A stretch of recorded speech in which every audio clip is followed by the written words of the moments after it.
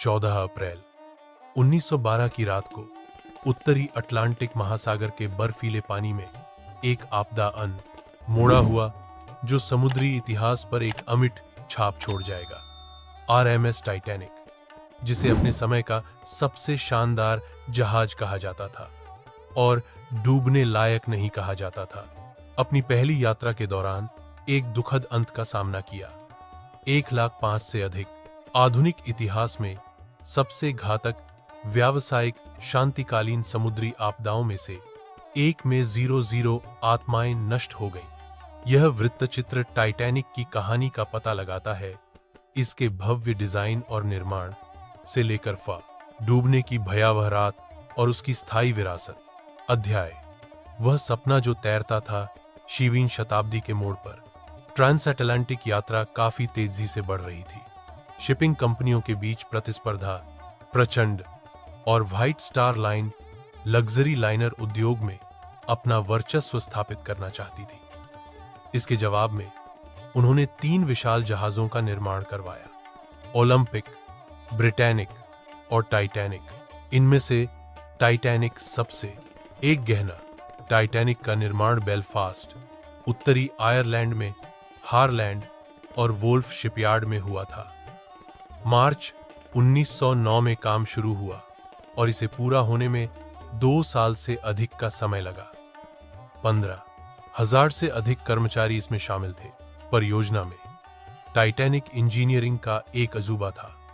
882 feet लंबा, 92 feet चौड़ा और 46,000 टन से अधिक वजन का। इसमें 9 डेक थे और यह 200 से अधिक यात्रियों और चालक दल को ले जा सकता था। आंतरिक भाग थे।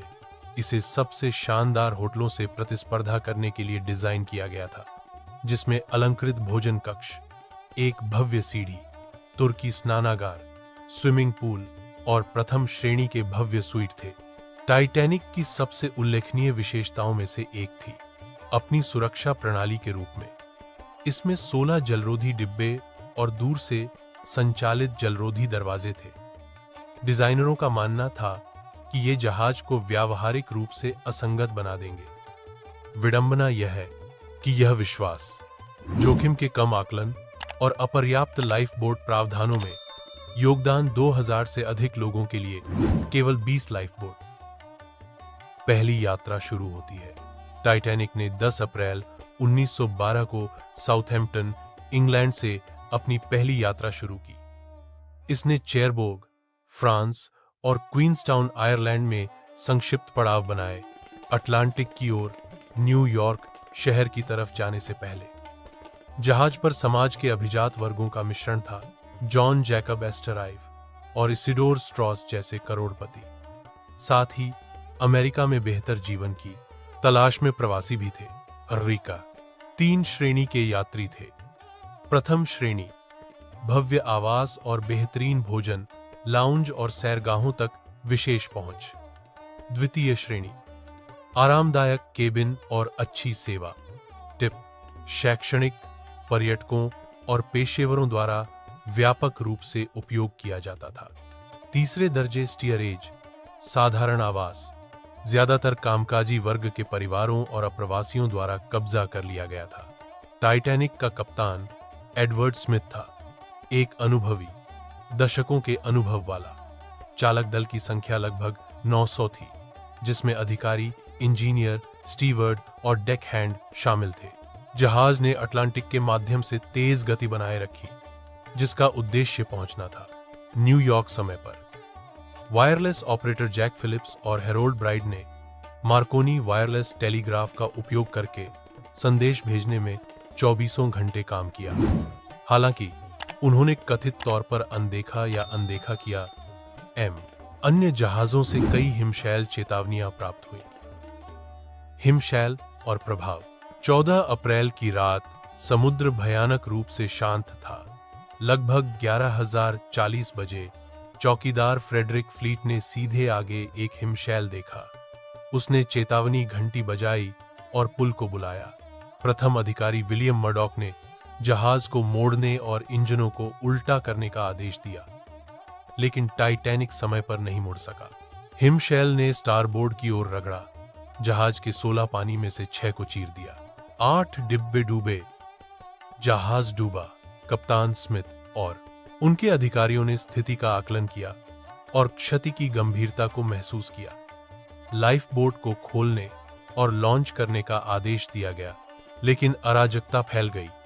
कई यात्री अडूब को छोड़ने के लिए अनिच्छुक थे। ब्लू जहाज, जबकि अन्य घबरा गए थे। भ्रम और उचित अभ्यासों की कमी के कारण लाइफ बोट्स पूरी क्षमता से नहीं भरी गई थी। महिलाओं और बच्चों को पहले नीति असंगत रूप से लागू की गई थी। प्रथम श्रेणी यात्रियों को लाइफ बोट तक बेहतर पहुंच थी। कई तीसरे दर्जे के यात्री नीचे डेक पर फंस गए थे या भाषा की बाधाओं और बंद फाटकों के कारण विलंबित हो गए थे।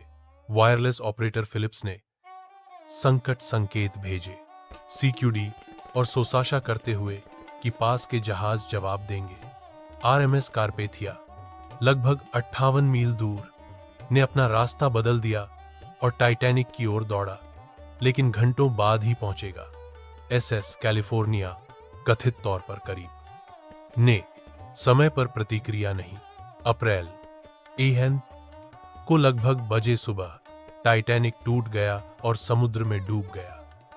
जहाज का पिछला भाग लगभग सीधा ऊपर उठा, इससे पहले कि वह डूब जाए।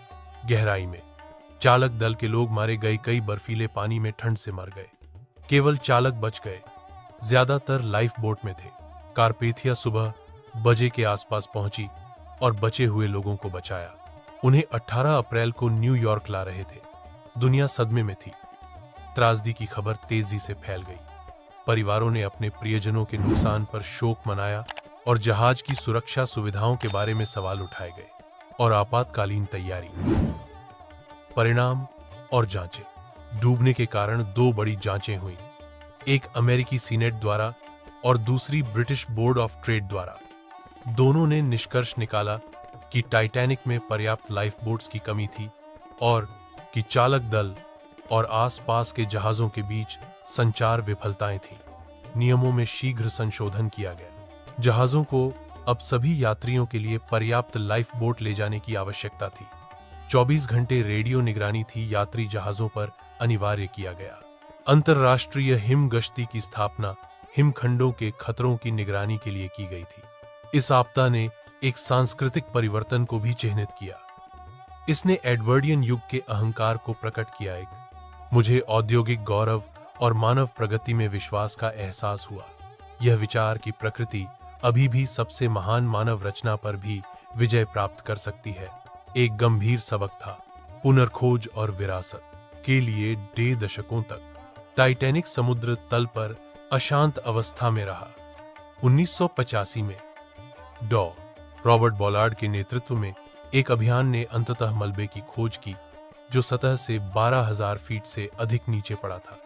जहाज टूट गया था, 2 बड़े हिस्से मलबे से घिरे हुए। इस खोज ने टाइटैनिक के प्रति नए सिरे से आकर्षण को जन्म दिया। स्थल से प्राप्त कलाकृतियों को संग्रहालयों में प्रदर्शित किया गया। वृत्तचित्र, पुस्तकें और प्रदर्शनियां NS 23 बई। 1997 में जेम्स कैमरून की फिल्म टाइटैनिक ने इस कहानी को एक नई पीढ़ी के सामने लाया, जिसमें ऐतिहासिक तथ्यों को रोमांस और त्रासदी के साथ मिलाया गया था। आज टाइटैनिक एक जहां के डूबने से कहीं ज्यादा है। यह एक प्रतीक है। मानवीय महत्वाकांक्षा, वर्ग विभाजन और अति आत्मविश्वास के परिणामों की। विद्वान और उत्साही लोग इस आपदा का अध्ययन जारी रखते हैं, नए विवरण और सिद्धांतों का पता लगाते हैं। डूबना टाइटैनिक के अवशेष आधुनिक इतिहास में सबसे मार्मिक आपदाओं में से एक है। इसने मानव प्रौद्योगिकी की नाजुकता, अहंकार के खतरों और खराब योजना के गंभीर परिणामों को उजागर किया। फिर भी इसने वीरता, बलिदान और लचीलेपन को भी उजागर किया। उस बैंड से लेकर जो जहाज के डूबते समय बजा रहा था, चालक दल के उन सदस्यों तक जिन्होंने दूसरों के बच निकलने में मदद करने के लिए पीछे रह गए। टाइटैनिक की विरासत कायम है केवल समुद्री कानून में ही नहीं, लेकिन साहित्य, फिल्म और दुनिया की सामूहिक स्मृति में। 1 सदी से भी अधिक समय बाद टाइटैनिक की कहानी मोहित करती और सावधान करती रहती है, हमें मानव के बीच नाजुक संतुलन की याद दिलाती है और प्रकृति